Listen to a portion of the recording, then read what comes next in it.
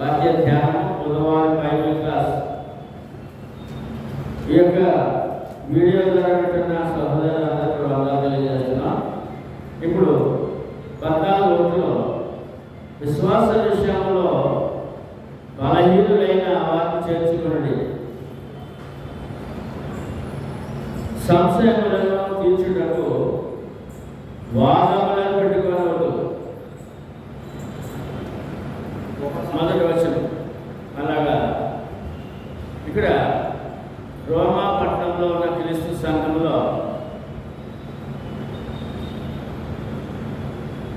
విశ్వాసంలో బలహీనులైన విశ్వాసం కూడా ఉన్నారట. బాగా సత్యవాక్యమందు అనుభవ జ్ఞానం కలిగిన వారు కూడా ఉన్నారు.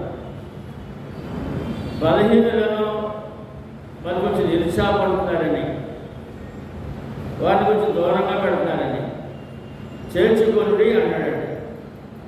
అంటే సంఘంలో విశ్వాసుల మధ్య బలహీనులైన వాక్యం బాగా తెలిసిన వాళ్ళు, వాక్యం తెలిసి తెలియని రీతిలో ఉన్నవాళ్ళు, వీళ్ళు సంఘంలో ఉండడం ద్వారా కొంచెం వాక్యం ఎరగని వాళ్ళు, వాక్య ప్రకారం జీవించినందుకు సరిగా చేతకాని వారిని దూరం పెడుతున్నట్టుగా ఇక్కడ తెలుస్తుంది మనకు. చేర్చుకొని అన్నాడు. ఎందుకంటే సంశయములు తీర్చుటకు, ఎవరికైనా అనుమానం వాక్యంలో సంశయాలు ఉంటే అది తీర్చుటకు వాదములను పెట్టుకోవద్దు అంటాడు. ఇప్పుడు మన సమాజంలో, క్రైస్తవ సమాజంలో ఏమైనా సంశయాలు ఉంటే వాదాలు పెట్టుకున్నారు. పెట్టుకున్నారు కానీ వాదం పెట్టుకుంటారు. సామరస్యం ఉండాలి, ప్రేమపరం ఉండాలి, ఆ సమాధానం. ఇప్పుడు మన డిబేట్లు కూడా పెడతారు, అది కూడా కరెక్ట్ కాదు. డిబేట్ పెట్టకూడదు. కనుక ఆ విధంగా ముందుగానే సంఘానికి హెచ్చరిక చేస్తున్నాడు. సంఘంలో సంఘంలోనే బయట గురించి మాట్లాడలేదు. అదేవిధంగా ఈ విషయాన్ని మనం మరి ప్రతి వాక్యాన్ని కూడా ఇతర అధ్యాయాల నుంచి, ఇతర పత్రికల నుంచి, ఇతర పాత నిబంధనల నుంచి కూడా మనం వాక్యాలు దాన్ని చర్చ చేసుకుంటున్నాం. కనుక మొదటి కొరింథీయులకు రాసిన పత్రిక ఈ వాక్యానికి 8:9 బలహీనులకు అభ్యంతరము కలుగా చేయకుండా చూసుకున్నాడు. మరి ఇక్కడ కొరింథీ పట్టణంలో కొరింథీ సంఘం కూడా బలహీనులు ఉన్నారు. విశ్వాస బలహీనులు రామపట్నంలో ఉన్నారు, కొరింథీ సంఘంలో కూడా ఉన్నారు బలహీనులు, విశ్వాస బలహీనులు అని వారికి అభ్యంతరం కలగజేయకుండా చూసుకోండి అని మన దగ్గర చెప్పడం జరుగుతుంది. అదే కొరింథీ పత్రిక 9:22 వచనంలో బలహీనులను సంపాదించుటకు బలహీనులకు బలహీనుడనైతిని, ఏ విధము చేతనైనను కొందరు రక్షింపవల్లని అందరికీ అన్ని విధముల వాడనైతిని అంటాడు పౌలు గారు. ఇప్పుడు విశ్వాసం పౌలు గారు మనసు కావాలండి. ఏమండి, అందరినీ కూడా ఏ ఒక్కరు కూడా మన ద్వారా రక్షణ కోల్పోకూడదు. మన ద్వారా రక్షించబడాలి. రక్షణ పొందిన వాడు ముందుకు సాగాలి తప్ప మన ద్వారా రక్షణ పొందిన వాడు మళ్ళీ బయటికి పోకూడదు. ఏమండి, అందుకని ఈయన అన్నాడు పౌలు గారు, బలహీనులు సంపాదించుటకు బలహీనులకు బలహీనుడైతిని, ఏ విధము చేతనైనను కొందరు రక్షింపవల్లని అందరినీ అన్ని విధముల వాడనైతిని. క్రైస్తవుడు ప్రక్కన ఉన్న సహోదరుడికి అన్ని విధాలను సహకరించేవాడుగా ఉండాలి. ఎందుకంటే ఒక విశ్వాసం పురుగొల్పం తప్ప అతను బలహీనపరచకూడదనే విషయాన్ని, అక్కడ జరుగుతున్న లోపాన్ని ఆయన మనకి చెప్పడం జరిగిన సంఘాలు ఈ వాక్యముల ద్వారా సరిచేసుకోవాల్సిన అవసరత, విశ్వాసి జ్ఞానయుక్తంగా ఆ సంఘంలో సహోదరుడు మాదిరికరంగా తెలియచేయచ్చు. 14:2 ఇంకా అక్కడ ఉన్న చిన్న చిన్న విషయాలు. ఒకడు సమస్తమును తినవచ్చునని నమ్ముచున్నాడు, మరి ఒకడు బలహీనుడై ఉండి కూరగాయలనే తినుచున్నాడు. తినువాడు తినని వాని తృణీకరింపకూడదు, తినని వాడు తినువానికి తీర్పు తీర్చకూడదు, దేవుడు అతనిని చేర్చుకున్నాడు అన్నాడు.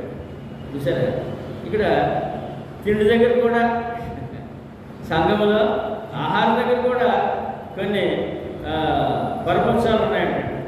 అంటే కొంచెం కూరగాయలు తినేవాళ్ళేమో బొత్తిగా కూరగాయలు తిన్నాడు, ఇదేమి విశ్వాసం. మాంసం తినేవాడు కూరగాయలు తినేవాడు అవమానపరచడం, కూరగాయలు తిన్న మాంసం తినేవాడిని అవమానపరచడం కింద సంఘంలో ఉందని చెప్పి దానిని కూడా సరిచేస్తున్నాడు ఆయన. ఎందుకంటే తినువాడు తినని వాడు తృణీకరింపకూడదు, తినని వాడు తినువానికి తీర్పు తీర్చకూడదు.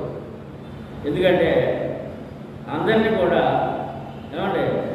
దేవుడు అతన్ని చేర్చుకున్నాడు, దేవుడు అతనినే చేర్చుకున్నాడు. చూద్దాం అదేంటో. అందరికీ సమానమే దేవుని సన్నిధి, దేవుని వాక్యము, రక్షణ భాగ్యం అందరికీ సమానమే అనే విషయాన్ని ఇక్కడ జ్ఞాపకం చేస్తున్నాడు. మీరు తిండి విషయంలో కూడా భేదాలు పెట్టుకున్నారని చెప్పి రోమియోలో రాస్తూ అపొస్తలుల కార్యంలో దేవుడు అతను చేర్చుకొని దాన్ని చూద్దాం. వాక్యం అపొస్తలుల కార్యములు 2:47. ప్రభువు రక్షణ పొందుతున్న వారిని అనుదినము వారితో అనగా సంఘముతో చేర్చుచుండేనో.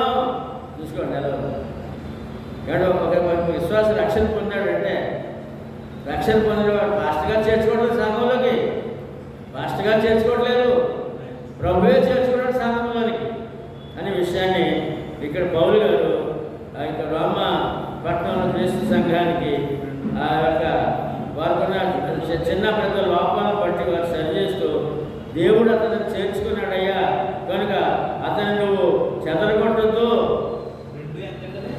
ఏమా 2:47 చదవండి.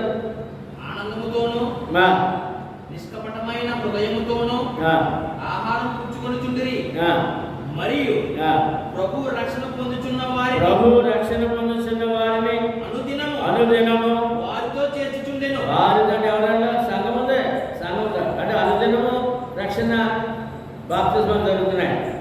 బాప్తిస్మం పొందిన వారు అందరినీ ఎవరు చేర్చుకున్నారు? ఆయన సంఘంలో ఆయన చేర్చుకున్నాడు ప్రభు. కనుక అటు వారి దగ్గర మీరు ఒకవేళ అనుభవ జ్ఞానం, సత్యవాక్యం ఉన్న అనుభవ జ్ఞానం అంత మాత్రాన బలహీనమైన విశ్వాసని నువ్వు తను బెదిరించడం కానీ, లేక అవమానపరచడం కానీ, లేక తన రక్షణ కోల్పోయి ప్రవర్తించడం చేయకూడదని ఇక్కడ చాలా స్పష్టంగా మన వలన ఒక విశ్వాసం వలన ఒక విశ్వాసి భంగపరచబడకూడదు, అతని రక్షణ కోల్పోకూడదనే విషయాన్ని పౌలు గారు చాలా స్పష్టంగా చెప్తున్నారు. తిండి విషయంలో కూడా అంటే ఇక్కడ యూదులు ఎక్కువ మాంసాహారం, యూదులు ఈ సంఘంలో రోమపట్నంలో ఎవరున్నారు? యూదులు ఉన్నారు, గ్రీకులు ఉన్నారు, రోమేలు ఉన్నారు, ఇంకా ఇతర అన్ని గ్రూపులు కూడా సంఘంలో ఉన్నారు. ఏమంటే మరి గ్రీకులు అయితే వారి శాకాహారం తింటారేమో, మాంసం తినరేమో. రోమీలు వారి ఆహారం తింటారు, యూదులు అయితే ఖచ్చితంగా మాంసాహారం తింటారు అలవాటు. కనుక ఈ కూరగాయలు తినేవాళ్ళు ఏమన్నారు, ఈ మాంసం తినేవాడిని ఈ గ్రీకులు ఏమన్నారు, ఇవన్నీ కూడా కంప్లైంట్కి వచ్చేది. కనుక వారిని సరిచేస్తూ తిండి విషయంలో మీ విశ్వాసాన్ని పాటు చేసుకోవద్దు, మీ ప్రక్క వారి విశ్వాసాన్ని భంగపరచద్దు అని చెప్పారు. ఎందుకంటే ఈ ఆహార వ్యవహారాల్లో ఏది ప్రాముఖ్యం అంటే అసలే మనిషికి ఏ ఆహారమో ఆరోగ్యకరమో ఆనందకరమో అందమైన రూపం దిద్దేది ఏదంటే శాకాహారమే అసలు. ఏమండి? కనుక ఇక్కడ ముందుగా మనం చూద్దాం ఆహారం గురించి చెప్తాడు. కనుక ఇక్కడ మనకి ఏ ఆహారం కూడా మనకి సమాజానికి కూడా చెప్పాల్సిన వారమైనా ఆదికాండము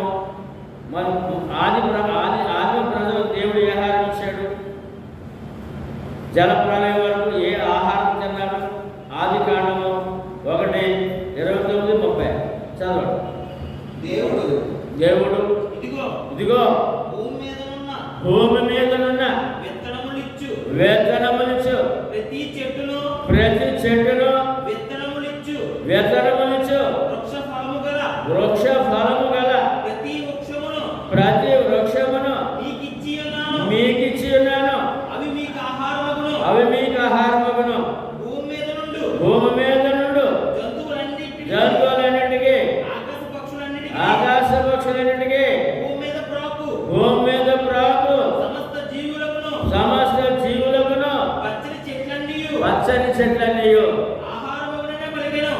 ఆది మానవుల సృష్టి జలప్రలయం వరకు ఆహారం ఏంటండి? ఏమంటే కాయధాన్యాలు, పచ్చని చెట్టు అంటే కూరగాయలు. ఏ ఆహారం అంటే మాంసాహారం కాదు, పచ్చని చెట్లు, ఏమంటే పళ్ళు, కాయ గింజలు, ఈ ఆహారం అన్నమాట. తర్వాత ఎప్పుడు మాంసాహారం వచ్చింది అంటే పర్మిషన్, ఆయన పర్మిషన్ ఇవ్వకపోతే ఆ ఆహారం విషయంగా మారిపోతుంది. దేవుడి పర్మిషన్ ఉండాలి ఆహారానికి. కాబట్టి ఇప్పుడు కూడా డాక్టర్ పర్మిషన్ లేకుండా మన ఇష్టం తినంటే అవి కూడా విషయంగా మారుతాయి. అలాగే డాక్టర్ జ్ఞానం, దేవుడి జ్ఞానం.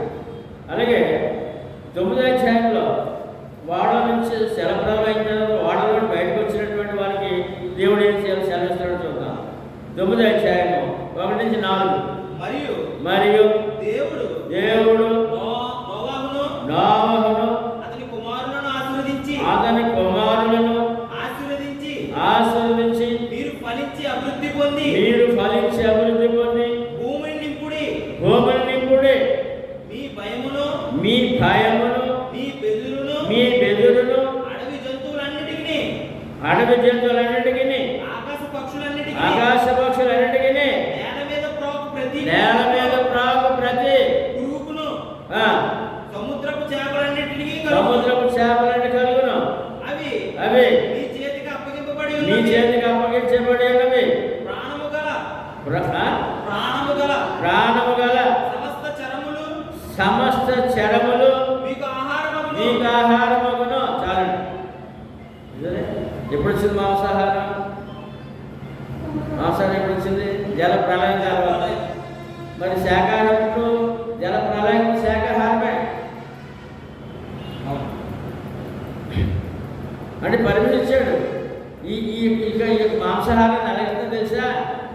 ఆకుకూరలాగా ఇస్తున్నాను. అంతకుముందు ఆకుకూర తిన్నారు కదా, ఇప్పుడు మాంసాహారం కూడా ఆకుకూర ఇచ్చినట్టు ఇస్తున్నాను మీకు అని చెప్పి వారికి చెప్పడం జరిగింది. ఏమండి? తర్వాత ఈ ఆహారం గురించి ఆదిమ సంఘములు కూడా కాలం వచ్చేసిందండి ఈ భోజనం దగ్గరే. చూద్దాం ఒకసారి. అపోస్తలుల కార్యములు 6:1. 6:1.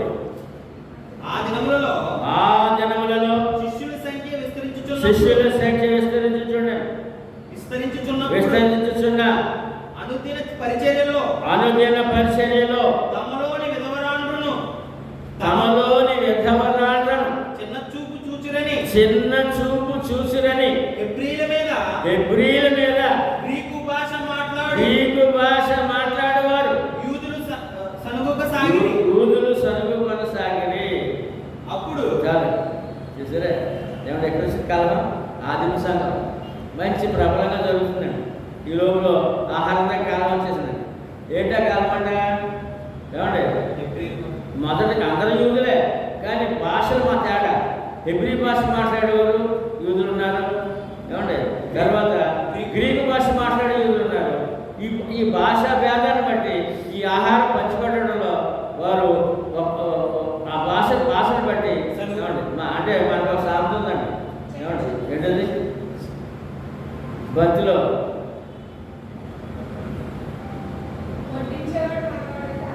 చెప్పండి. వడ్డించేవాడు మనవాడైతే కండ కూర్చున్నా పర్వాలేదు కదండి. అలాగే ఇప్పుడు అక్కడ గ్రీకు భాష మాట్లాడేవాళ్ళు, ఏమండి హెబ్రీ భాష మాట్లాడేవారు, మరి ఎవరు ఎక్కువ ఉన్నారో వారికి ఎక్కువ భోజనం ముందు వెళ్ళిపోతాయి అన్నమాట. భాష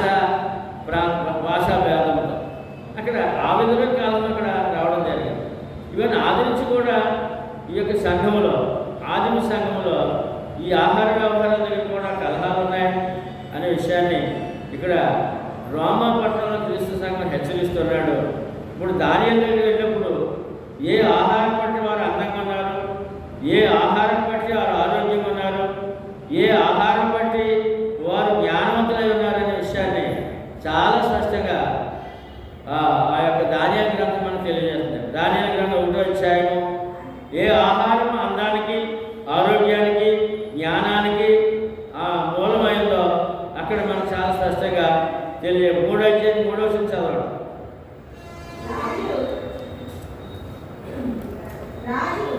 రాజు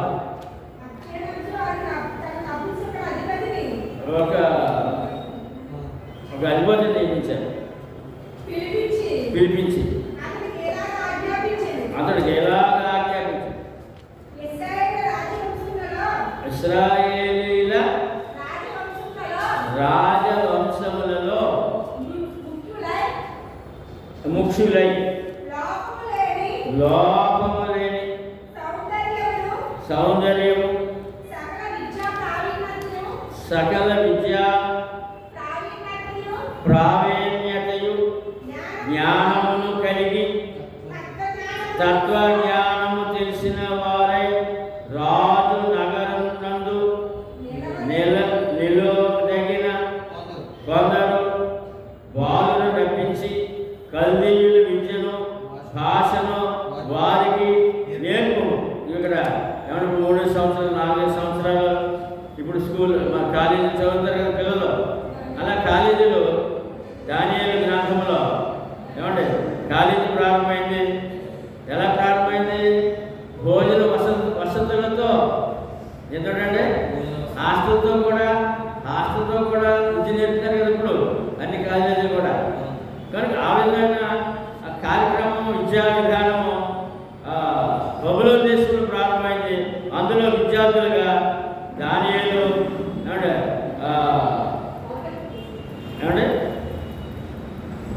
దానియేలు, షడ్రక్, మేషక్, అబేద్నెగో కూడా ఉన్నారు విద్యావంతులు.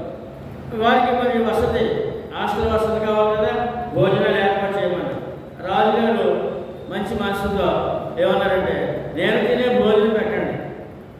ఏంటంటే రాజభోజనం చదవండి. మరియు రాజు వారు భుజించే ఆహారంలో నుండి రాజు తాను భుజించే ఆహారంలో నుండి తాను పానము చేయు ద్రాక్షారసములో నుండి ఆ అనుదిన భాగము వారికి నియమించి 3 సంవత్సరములు వారిని పోషించి పిమ్మట వారిని తన ఎదుట నిలవబెట్టినట్లు ఆజ్ఞించెను. సరే, ఇప్పుడు భోజనం ఏంటంటే రాజభోజనం, మాంసాలు, చేపలు, ఇలాంటి. తర్వాత చదువు 3 సంవత్సరాలు భాష, వారి భాష నేర్పాలంట, వారి జ్ఞానం నేర్పాలంట, వారి విద్య నేర్పాలంట, మంచి భోజనం పెట్టాలంట. అది రాజాజ్ఞ. యూదుల్లో నుండి దానియేలు, హనన్య, మిషాయేలు, అజర్యాలు వారు వీరిలో ఉండరు. వీరు 4 ఉన్నారండి. దానియేలు కూడా 4 ఉన్నారు. వీరు కూడా ఇప్పుడు అందులో ఉన్నారు విద్యార్థుల్లా. నపుంసకుల అధిపతి దానియేలునకు బెల్తషాజరనియు, హనన్యకు షడ్రకనియు, మేషాయేలునకు మేషాకనియు, అజర్యాకు అబేద్నెగో అనియు పేర్లు పెట్టారు. పేర్లు కూడా వారు అక్కడ మార్చి ఆ లిస్టులో పేర్లు మార్చి స్టూడెంట్లకు జాయిన్ చేస్తున్నారు విద్యార్థులుగా.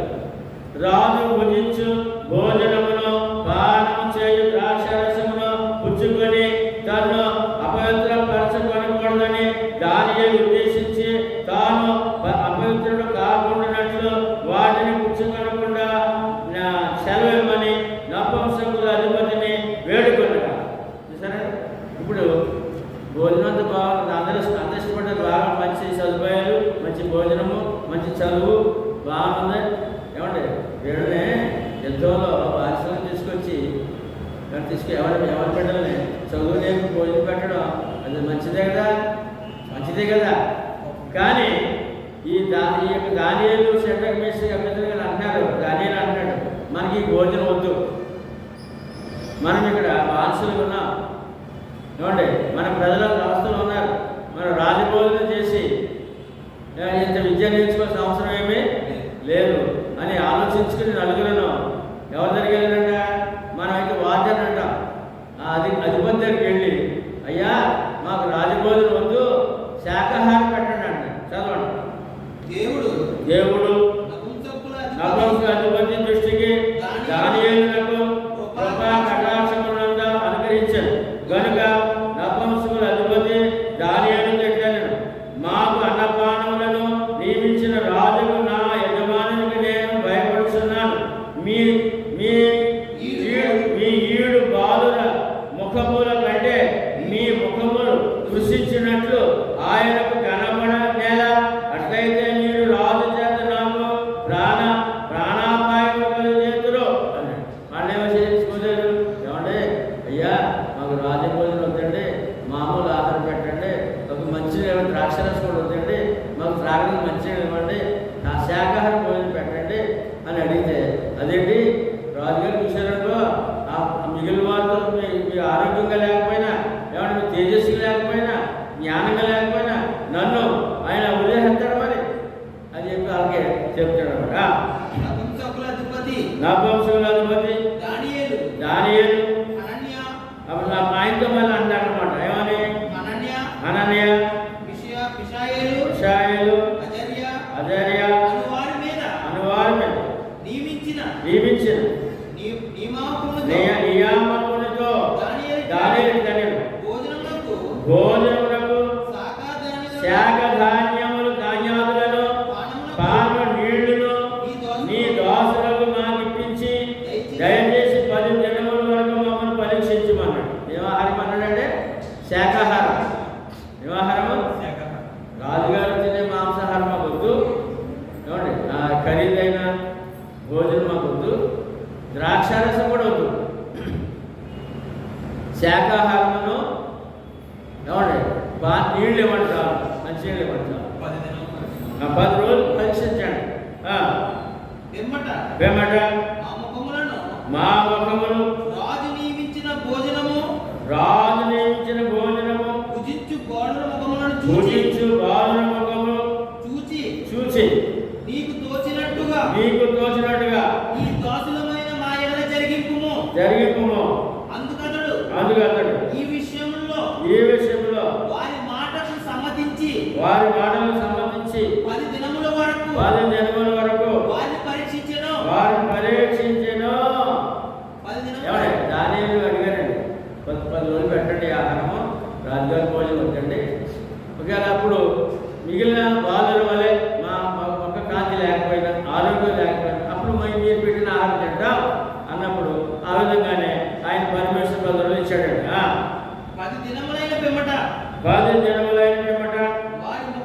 వారి ముఖములను రాజు భోజనము భుజించి వాళ్ళందరి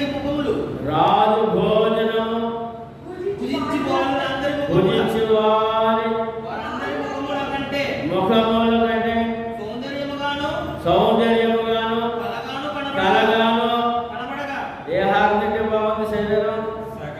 శాకాహారము. వాళ్ళ ముఖాలు ఎంతో సౌందర్యంగా ఉన్నాయంట, ఆరోగ్యంగా ఉన్నారంట, మిగిలిన బాధల మీద బాగున్నారంట, చదువు కూడా బాగుందంట. రాజు వారికి నియమించిన భోజనమును పానము ద్రాక్షారసమును ఆ నియామమును తీసివేసి వారికి శాఖ ధాన్యములు ఇచ్చాను. రాజుగారి భోజనం ఆఫ్ చేశాడండి. శాకాహారం తిన్న పిల్లలు బాగున్నారు, అందుకని ఈ ఆహారం తీసివేసి ఈ నలుగురికి శాకాహారం ఇచ్చాడట. ఆ శాకాహారంతో 3 సంవత్సరాలు వారి చదువులు, వారు భోజన వసతులు సాగాయన్నమాట. 16 వల్ల రాజు వారికి నియమించిన భోజనమును పానము కొరకై ద్రాక్షారసమును ఆ నియమమును తీసివేసి వారికి శాకధాన్యములను ఇచ్చేను. ఇప్పుడు ఏ ఆహారం మంచిది? ఏమంటారు? ఎంత చక్కగా చూడండి.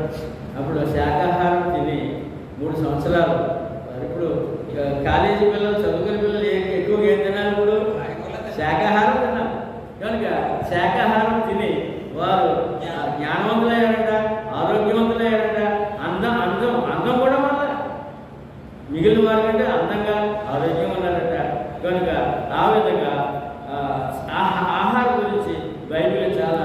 క్షుణ్ణంగా మనకు తెలియజేస్తున్నది. ఈవేళ ఎవరి బిడ్డలకు విద్యార్థులకు ఈ ఆహార వ్యవహారాలు కూడా చక్కగా నేర్పాల్సిన అవసరత తల్లిదండ్రుల మీద ఉన్నదని మనం జ్ఞాపకం చేసుకోవాలి. ఇంకొక సందర్భం, ఈ మాంసం గురించి ఒక గొడవ వచ్చిందండి. ఆహారం గురించి మన కొరింథీ పట్టణంలో సంఘంలో కూడా గొడవ వచ్చిందండి. అది మనం చూద్దాం. మొదటి కొరింథీ రాసిన పత్రిక 8:8 భోజనమును బట్టి దేవుని ఎదుట మనము మొక్కు పొందుము. తినకపోయినందున మనకు తక్కువ లేదు. తినినందున మనకు ఎక్కువ లేదు. అయినను మీకు కలిగి ఉన్న ఈ స్వాతంత్ర్యం వలన బలహీనులకు ఏమంటే ఏమైనా తినొచ్చు. స్వతంత్రం బలహీనులకు భోజనం బట్టి ఏం కనపడదండి. బలహీనులు ఉంటారు. ఏమంటే ఈ ఆహారం గొడవ అలవాట్లు ఏంటని చెప్పి మనకి మెల్లిగా జారిపోయే ప్రమాదం కూడా ఉంటారు. జ్ఞానము గల నీవు విగ్రహాలయమందు భోజన పంక్తిని కూర్చుండగా ఒకడు చూచిన ఎడలా బలహీనమైన మనస్సాక్షి గల అతడు విగ్రహములకు బలి ఇవ్వబడిన పదార్థములను తినుటకు ధైర్యం తెచ్చుకొను కదా. అందువలన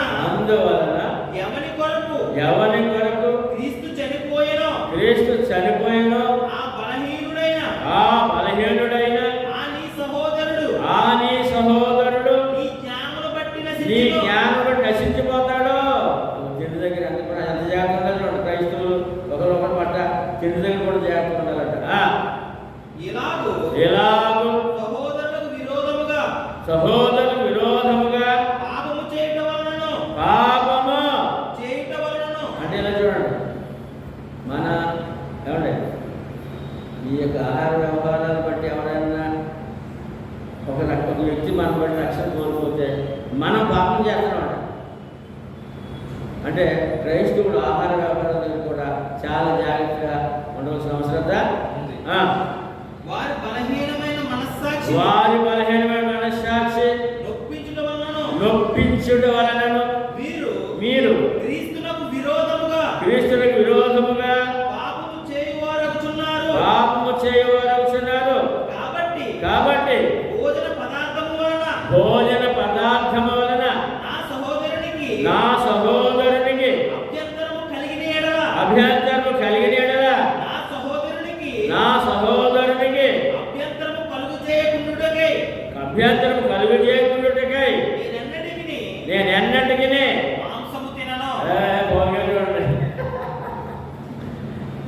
గొప్ప నిర్ణయం చేసుకున్నాడు. నేను ఎన్నటికీ మాంసము నా మాంసాహారం వల్ల ఏమండి ఒక కాయగూర ఫోన్ చేస్తే ఆయనకి ఏమైనా అభ్యంతరం వస్తుందేమో. అభ్యంతరం వస్తుందేమో కనుక పౌలు గారు ఒక నిర్ణయం తీసుకున్నాడు. ఏంటో నిర్ణయం అంటే ఏమండి పౌలు గారు మనసు కలిగి ఉండదు క్రైస్తవుడు. అంటే మన ప్రక్క సహోదరుడు మన అలవాట్ల ద్వారా ఏ విధమైన అభ్యంతరమో కలగకూడదు. ఏమండి మనం రక్షణ పొందామండి. ఒక మాంసభక్షకులయ్యండి అనుక్షణంగా 24 గంటలు మాంసం చేప అంటూ ఏమండి మళ్ళీ ఆ యొక్క మాంసం తినేటప్పుడు ఏమండి మరి దాన్ని ఎలా తినాలి అని అంటే శుభ్రంగా ఫ్రై చేయించుకుని చక్కగా ఫ్రై అంతా అక్కడ పెట్టుకుని ముందు కూడా పెట్టుకుని ఒక్కో చొక్క తాగుతూ ఒక్కో మొక్క తిని క్రైస్తవుడు ఆ క్రైస్తవుడు ఉన్నాడు అనుకోండి. ఇంకో సహోదరుడిని చూశాడు అనుకోండి. ఆ పరిస్థితి అండి ఆ సహోదరుడి పరిస్థితి అంటే ఏమైపోతాడు? బలహీనమైన సహోదరుడు ఏమైపోతాడు? ఒక క్రైస్తవుడు అయ్యండి ఇలాగ ఈ మాంసాహారం నుంచి తాగుతూ ఇవన్నీ చీరు చూపించాడు అనుకోండి ఇక్కడ. మరి పక్కన క్రైస్తవుడు ఏమైపోతాడు? ఆత్మ నాశనం అయిపోతే వారమై ఉన్నాము. 11వ చదువు అయిపోయింది కదా. ఓకే, ఏంటంటే ఏమన్నాడు ఇప్పుడు? నేను మాంసము అంటే ఎవరన్నారా? పౌలు గారు. అంటే యూదులు ఉందని చెప్పారు కదా, యూదులు మాంసాహారం. ఏమంటే నా ఆహారం వలన ఇతరులకు అభ్యంతరం కలిగి ఉంటే నేను ఆహారం మానేస్తాను. ఏమండి క్రైస్తవుడు ఒక వ్యసనపరుడు అయినాడుకో, నా ద్వారా ఒక వ్యక్తి నాశనం అయిపోతాడేమో ఆత్మ, నేను ఆ వ్యసనాన్ని లేదా అలవాటును మానుకుంటాను అనే రీతిలో పౌలు గారు మనసు కలిగి ఉండాలి. సహోదరులు ఎవరైనప్పటికీ కూడా అర్థమైందని అక్కడ వాక్యం ఎందుకంటే ఏ వాక్యం మనకి ఇన్ని సంగతి చదువుకున్నాం? ఏమంటే 2-3 వచనాలకి 2-3 వచనాలకి ఇన్ని విషయాలు మనము ధ్యానించి ఉన్నాం. 4వ వచనం, పరుని సేవకునికి తీర్పు తీర్చుటకు నీవెవడవు? అంటే పరుని సేవకునికి క్రైస్తవుడు ఎవరి సేవకుడు? చూద్దాం కింద యాకోబు 4:12. క్రైస్తవుడు ఎవరికి సేవకుడు? ఒక్కడే ధర్మశాస్త్రము నియమించి న్యాయమును విధించేవాడు ఆయనే రక్షించుటకునో నశింపచేయుటకునో శక్తివంతుడై ఉన్నాడు. నరునికి తీర్పు తీర్చుటకు ఇవ్వడు. అది ఏమండి నీ మాటల వల్ల కానీ నీ క్రియల వల్ల కానీ నీ ఆహార అలవాట్ల వల్ల కానీ ఎవరికి కూడా తీర్పు తీర్చే స్థితిలో మనం ఉండకూడదు. తీర్పు ఎవరు తీరుస్తారు? దేవుడు. యజమాని ఎవరా? ఈ విశ్వాసకి ఆయన ప్రభు యజమానుడు. కనుక ఎప్పుడైతే రక్షణ పొందాడో అతను ఏమైనాడంటే పరుని సేవకుడు, ప్రభు సేవకుడు అయి ఉన్నాడు. నువ్వు ఇష్టానుసారంగా ప్రవర్తించొద్దు, ఒక విశ్వాస దగ్గర చాలా ఒబడెంట్గా ఉండాలి, మాదిరి చూపించాలనే విషయాన్ని ఇక్కడ స్పష్టంగా తెలియజేస్తున్నారు. 5వ వచనం, ఒక దినము కంటే మరి ఒక దినం మంచిదని మరి ఎంచుచున్నాడు. ఒక దినము కంటే మరి ఒక దినము మంచి దినమని ఎంచుచున్నాడు. ఇందులో గొడవ వల్ల క్రైస్తవుల్లో అంటే ఈవేళ నేను ఏదో పంచాలు పెట్టానండి, దాన్ని పెట్టాను. ఈవేళ మంచిది కాదు, రేపు మంచిది అన్నామనుకో, అలా అనుకుంటూ ఉంటాడు. మరి మిగిలిన క్రైస్తవుడు ఏమనుకుంటాడు? ఏంటి మనకి దినాలు లేవు కదా, ఇతను ఎలాగంటాడండి?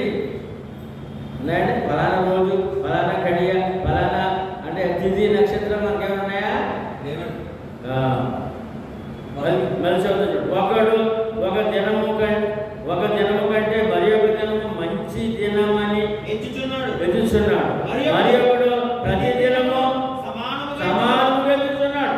ప్రతివాడు తన మట్టుకు తానే తన మనస్సులో రూఢి తెలుసుకోవాలి. అదే బయటికి ఏమనుకున్నావు? లోపల మనసులో అనుకో తప్ప ఈవేళ మంచిది కదరా. ఏమంటే విజయబాబుతోటి ఏదో కార్యక్రమం తలపడమా, విజయబాబు చాలా మంచిది కదా, రేపు చేద్దాం అంటే అప్పుడు నేను ఏమైపోయాను? నీకేం చేపిస్తున్నాను? మరి పక్కన లాగేస్తున్నాను అన్నమాట. ఆ బలహీనుడిని ఇంకా బలపరచవలసి మానేసి బలహీనపరుస్తున్నాం. కనుక దేవుని దృష్టిలో ప్రతి దినము మంచిదే. గలతీ 4:10-11 5వ వచనానికి గలతీ 4:10-11 మీరు దినములను, మాసములను, ఉత్సవ కాలములను, సంవత్సరములను ఆచరించుతున్నారు. మీ విషయమై నేను పడిన కష్టము వ్యర్థమైపోవునేమో అని మిమ్మల్ని గురించి భయపడుతున్నాను అన్నాడు పౌలు గారు. ఇవన్నీ కూడా తెలిసిన పౌలు గారు ఏమన్నా తెలుసండి? ఇదిగో మీరు సంవత్సరాలు, దినాలు, నెలలో రేపు మంచిది, ఇవాళ మంచిది ఇలా మొదలెట్టారు అని చెప్పేసి ఏమండి నేను పడిన కష్టము, ఈ రక్షణ వ్యర్థమైపోతేమో భయపడుతున్నానని పౌలు గారు ఆ యొక్క గలతీ పట్టిన సంఘానికి ఆయన రాస్తూ మరి సంవత్సరాల వరకు, నెలల వరకు రేపు మంచిది, ఈవేళ మంచిది విషయాలన్నీ కూడా క్రైస్తవుడి మాట కాదని అక్కడ తెలియదు. మరి ఏంటి క్రైస్తవుడు ఎలా? మరి ఏ రోజు మంచిది, ఏ నెల మంచిది, ఏ వారం మంచిది అనే విషయాలు మనం చూస్తే ఒకటి మంచిది. ఫిలిప్పీ పత్రిక 4:6-7 చెప్పండి అందరూ. దేనిని గురించి చింతపడబడి కానీ ప్రతి విషయమందును ప్రార్థన విజ్ఞాపనముల చేత కృతజ్ఞతాపూర్వకముగా మీ విన్నపములు దేవునికి తెలియజేయండి. ఏముంది ఇప్పుడు? ఏముందండి? ప్రార్థన జీవితం. ప్రతిదానికి ప్రార్థన తప్ప ప్రతిదానికి రేపు ఈ గడియ మధ్యాహ్నము ఇప్పుడు అలా బయటికి వెళ్ళకూడదు, ఇప్పుడు లోపల రాకూడదు, ఎదురు రావాలి, ఇవన్నీ క్రైస్తవుడు లేవు.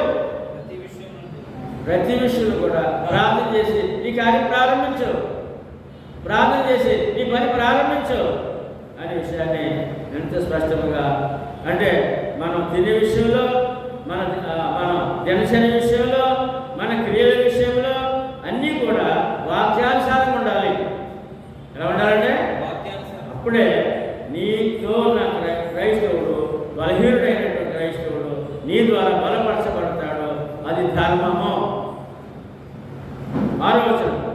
దినములను లక్ష్య పెట్టువాడు ప్రభు కోసమే లక్ష్య పెట్టుచున్నాడు, తినువాడు దేవునికి కృతజ్ఞతాస్తుతులు చెల్లించుచున్నాడు కనుక ప్రభు కోసమే తింటున్నాడు.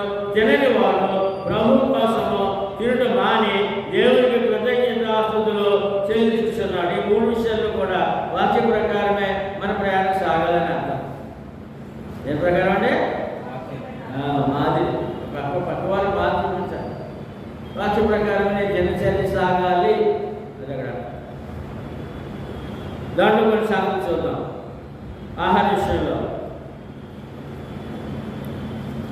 మత్తయి సువార్త 14:19 యేసు ప్రభు వారు ఆహారం పెట్టారు 5,000 మందికి. అప్పుడు చూద్దాం. 5 రొట్టెలను 2 చేపలను పట్టుకొని కృతజ్ఞతాస్తుతులు చెల్లించి వారికి ఇచ్చారు ప్రభు.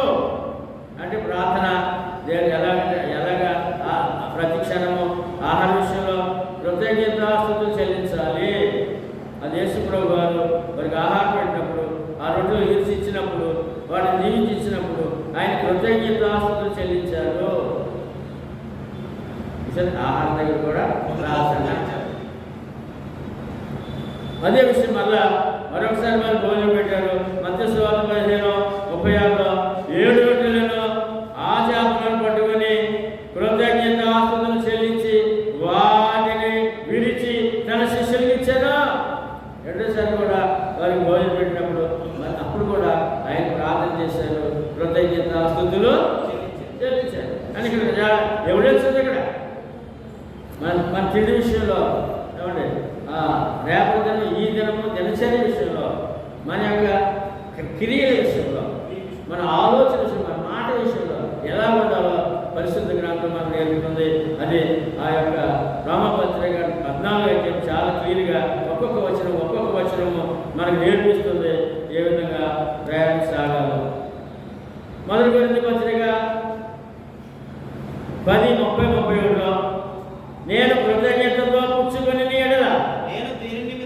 నేను దేని నిమిత్తము కృతజ్ఞతాస్తుతులు చెల్లించుచున్నాను దాని నిమిత్తం నేను దూషింపబడలేదా?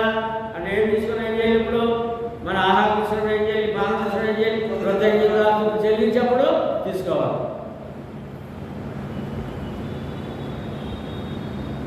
కాబట్టి మీరు భోజనము చేసినను పానము చేసినను మీరేమి చేసినను సమస్తమును దేవుని మహిమ కొరకే చేయుడి. ఏమండి, మన ఆహార వ్యవహారాల ద్వారా దేవుని మహిమ కలగాలి, దేవుడికి అవమానము ప్రక్కన బలహీనుడు సులభోదరుడికి బాధ పెట్టేలాగా ఉండకూడదు. అంటే అక్కడ సంఘంలో జరుగుతున్న లోపాన్ని ఎత్తి ఇవాళ ప్రపంచంలో క్రీస్తు సంఘాలకి నేర్పించిన విధానం ఇది. అక్కడ రోమపత్రిక పట్టణంలో, కొరింథీ పట్టణంలో ఉన్న ఆ సంఘాలు ఉన్న లోపాలు తిండి విషయంలో కూడా పౌలుగా చూస్తున్న మాదిరి హెచ్చరిక. ఏమండి, మొదటి తిమోతి 4:3 ఈవేళ మసాలు వచ్చాయి. ఈవేళ మరి ఎన్ని అడ్డంకులు మరి క్రీస్తులో కూడా అడ్డగలు పెడితే ఎలాగ మనం సత్య విషయమై అనుభవ జ్ఞానం గల మొదటి 4:3 సత్య విషయమై అనుభవ జ్ఞానం గల విశ్వాసులు కృతజ్ఞతాస్తుతులు చెల్లించి పుచ్చుకోను నిమిత్తము దేవుడు సృజించిన ప్రతి వస్తువును మంచిది. కృతజ్ఞతాస్తుతులు చెల్లించి పుచ్చుకొనిన ఎడ ఏది నిషేధము తగినది కాదు. ఎంత క్లియర్గా చూడండి ఏంటంటే ఏమండి సత్య విషయమైన అనుభవ జ్ఞానాల విశ్వాసులు సత్య విషయమైన అనుభవ జ్ఞాన విశ్వాసులు కృతజ్ఞతాస్తుతులు చెల్లించి పుచ్చుకునే నిమిత్తము దేవుడు సృజించిన ప్రతి వస్తువును మంచిది. కృతజ్ఞతాస్తుతులు చెల్లించి పుచ్చుకునే ఎడల ఏది నిషేధింపు తగినది కాదు. ఏమండి ఏం చేయాలి ఇప్పుడు? మాంసం తిన్నా, చేపలు తిన్నా, కూరగాయలు తిన్నా, ఏదైనా కృతజ్ఞతాస్తుతులు చెల్లించి తీసుకోవాలి. ఏది నిషేధింపబడింది కాదు. ఇప్పుడు మత్స్య కూడా అంటారు, వాళ్ళు కూడా అది అది తినకూడదు, ఆ మాంసం తినకూడదు, ఈ మాంసం తినకూడదు, ఏవో చాలా అర్థాలు ఉన్నాయి లేదా? ఏమండి ఇంకా కింద చదవండి. 4:4 తిమోతి. దేవుడు సృజించిన ప్రతి వస్తువు మంచిది. కృతజ్ఞతాస్తుతులు చెల్లించి పుచ్చుకొని ఎడల ఏది నిషేధము తగినది కాదు.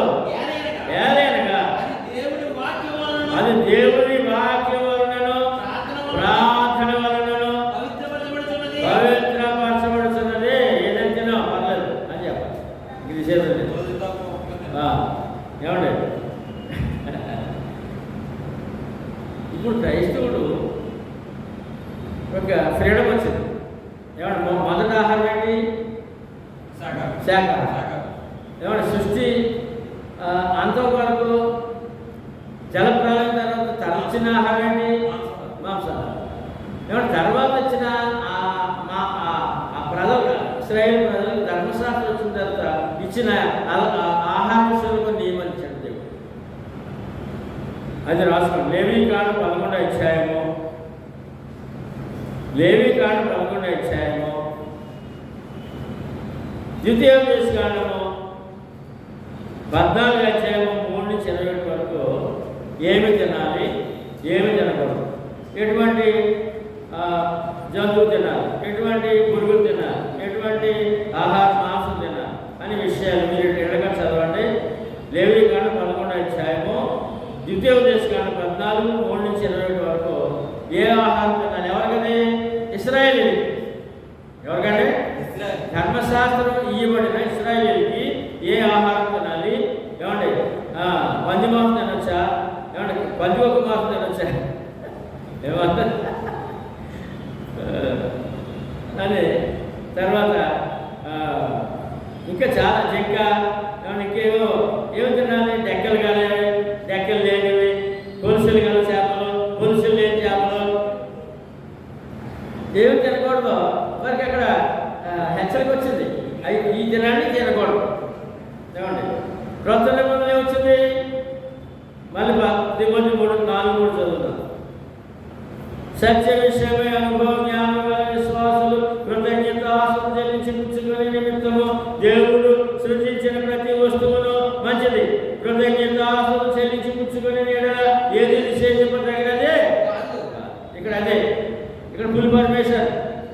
ఏమండి మొదటి భోజనం శాకాహారం, రెండవసారి మాంసాహారం అంటే శాకాహారం మాంసాహారం, మూడవసారి మాంసాహారంలో కొన్ని ఆంక్షలు, నాలుగో రీతి క్రైస్తవుడికి క్రొత్త నిబంధనలో ఏది నిషేధం లేదు. ఏది నిషేధమో ఇలా నిషేధం పెట్టినప్పుడు వాళ్ళు ఏం చేశారంటే చూద్దాం. నిషేధం పెట్టినా సరే ఏం తినకూడదు. ఏమండి అది తిరిగి చూపించారట. అది వాళ్ళ శాపం, వాళ్ళకి శిక్ష, వాళ్ళ మీద కోపం దేవుడు. యెషయా గ్రంథం 66:17. యెషయా 66:17. 66.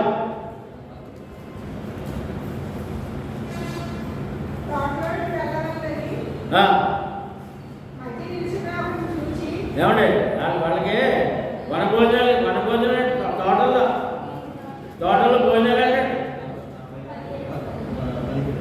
విజయ్ ఇస్రాయేల్ కూడా వనభోజనాలు ఉన్నాయంట. వనభోజనాలు తోటల్లో భోజనాలు చేస్తారు మీరు, మేము పవిత్రుల మంది చేస్తున్నాడు.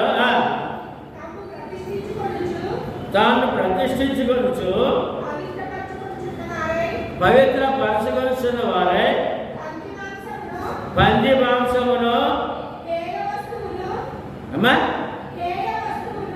హేయ వస్తువును పంది కొక్కులను తినువారును ఒకరు తప్పకుండా నాశనం చేసేస్తానన్నాడు. తిండి ఏంటంటే చదవండి, మీరు చదవండి. కోటలోనికి వెళ్ళినాను,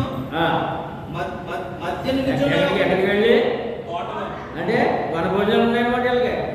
ఏమండి వెళ్ళవల్లని తోటలోకి వెళ్ళి మధ్య నిలుచున్న ఒకరిని చూచి తాము ప్రతిష్ఠించుకొనుచు పవిత్రపరచుకొనుచున్న వారై పంది మాంసమును మేమేమో భక్తులము దేవుని భక్తులము అంటూ ఏది తినొద్దన్నాడో ఆయన అది తిన్నారంట. అక్కడ పంది మాంసమును పంది కొక్కుల పంది మాంసం ఏమంటాడు ఇశ్రాయేలు ప్రజలకి చూడండి. పంది మాంసం ఇశ్రాయేలు ప్రజలకి హేయం, పంది కొక్కులు కూడా చేశారట. పంది మాంసం తినకూడదు, పంది కొక్కులు కూడా ఏ వస్తువు తిన్నారంట. అందుకని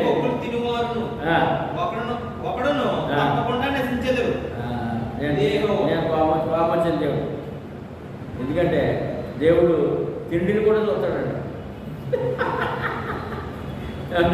ఆయన వద్దన్న పని. ఇప్పుడు నేను చెప్పిన లేవీకాండము 11వ అధ్యాయంలో పందికొక్కు గురించి ఉండదు, చదవండి ఇంటికి. అది తినొద్దని ప్రత్యేకంగా బలంగా నొక్కి చెప్పినటువంటి విషయాన్ని వీళ్ళు వాటినే తిన్నారంట. అందుకని వారికి శిక్ష తప్పదు. శిక్ష కనుక ఇప్పుడు క్రైస్తవుడికి ఈ ఆంక్షలేమీ లేవు. ఆంక్షలేమీ ఏమంటే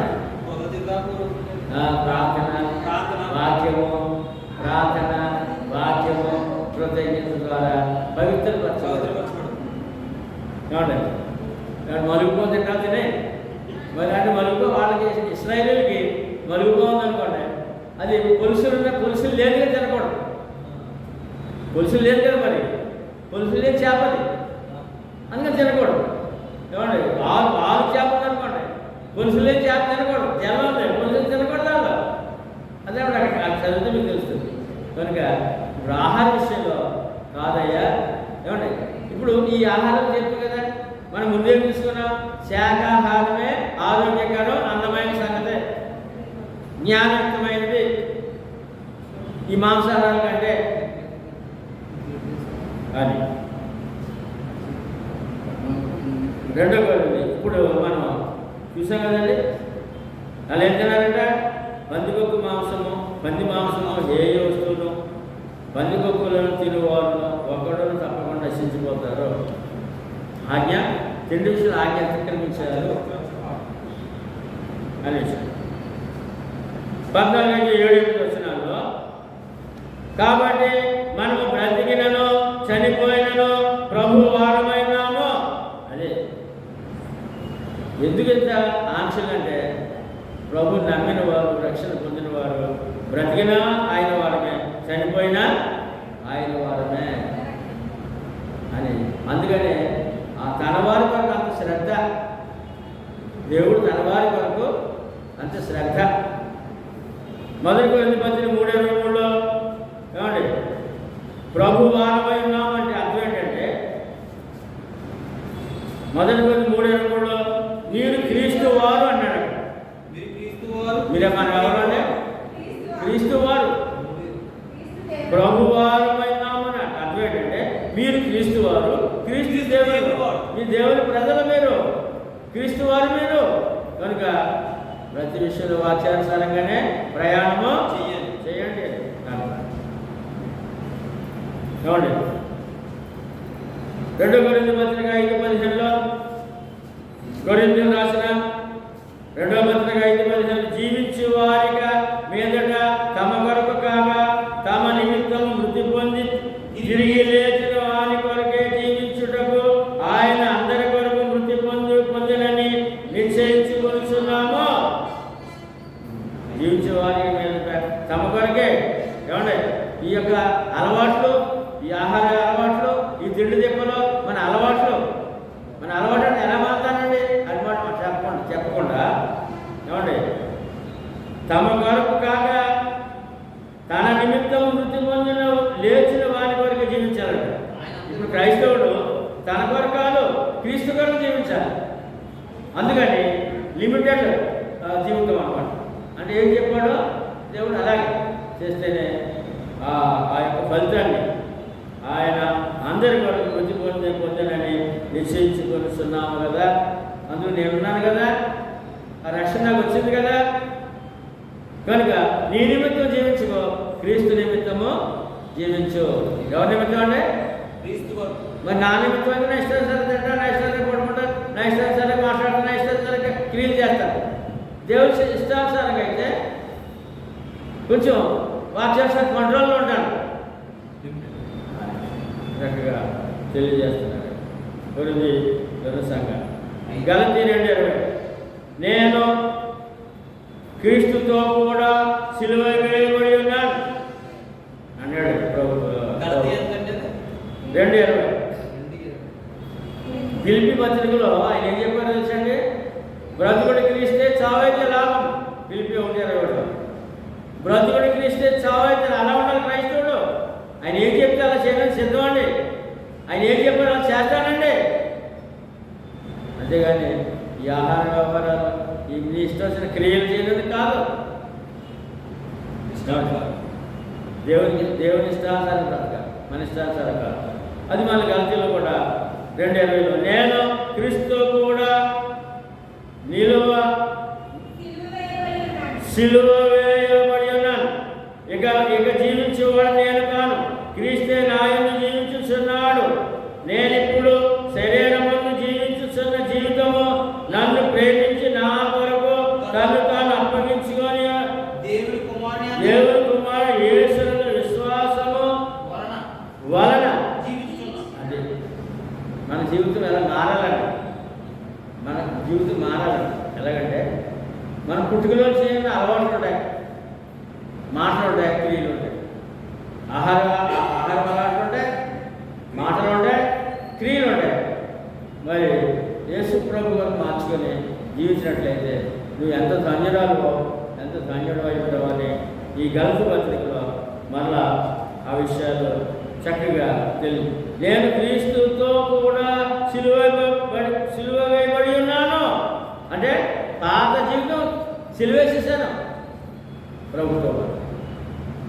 వాక్యం ఏం చెప్తే అలా జీవిస్తాను అనే మాట రావాలి క్రైస్తవుడు. అది పౌలు గారు ఆ విషయాన్ని నేను అలా ఉన్నాను, నేను పాత జీవితాన్ని సిలువేసేసాను అంటాడు ఆయన. ప్రతి క్రైస్తవుడు కూడా ఆ విధంగానే ప్రయాణము సాగాలి. తదుపరి 8 మనము బ్రతికినను ప్రభు కోసమే బ్రతుకుతున్నాం. చనిపోయినను ప్రభు కోసమే చనిపోతున్నాం. కాబట్టి మనం బ్రతికినను చనిపోయినను ప్రభువారమై ఉన్నాం కదా. మరి ఏం చేయాలప్పుడు? ఆయన ఇష్టప్రకారం చేయాలి, మన ఇష్టప్రకారం చేయాలి. బ్రతికినా చనిపోయినా ఏమండి నేను ప్రభువారిని కనుక ఏమంటే ఆయన ఏం చెప్పారు అది చేయండి, సిద్ధంగా ఉన్నాను చెప్పాలి. అదే నిజమైన భక్తుడు, క్రైస్తవుడు. ఏమండి నిష్ఠాగరిష్ట భక్తుడై ఉంటాడు, నిష్ఠాగరిష్ట కలిగిన భక్తుడై ఉంటాడు.